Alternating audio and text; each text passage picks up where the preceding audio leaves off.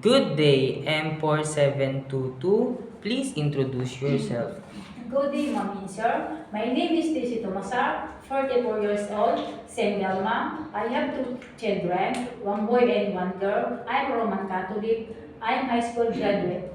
Okay, I saw that you have experience in Malaysia as a helper. What are your main duty and responsibility? My duties are responsibilities that take care of the newborn baby, take care of the two children, cleaning the house, washing the clothes and ironing, cooking, sometimes washing the car and go to the market, sir.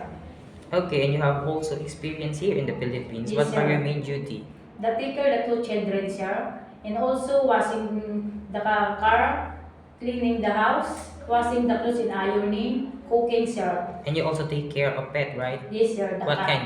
Okay.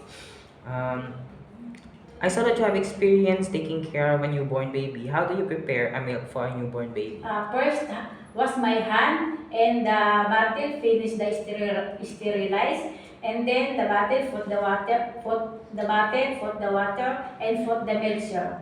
And finish the shake like this and give the baby, sir. If the baby is crying, what will you do?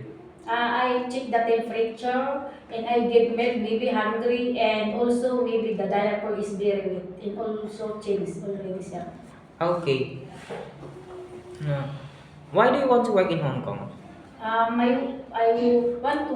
I want to work in Hong Kong because I future my son and study my son and my house not finished and also help my family, sir, and future my in future, sir.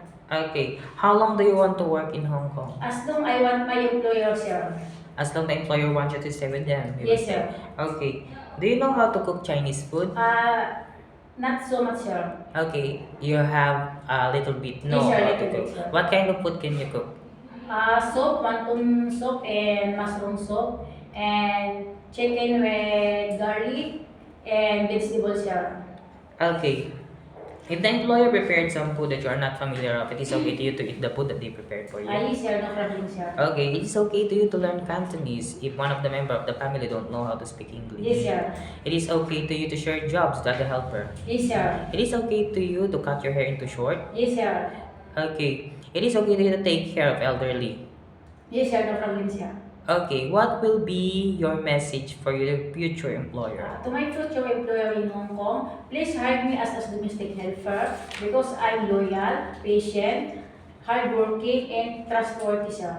Okay, thank you very much, M4722, Miss Tessie, you, Sumasar. Yes, sir. God bless and thank you, sir.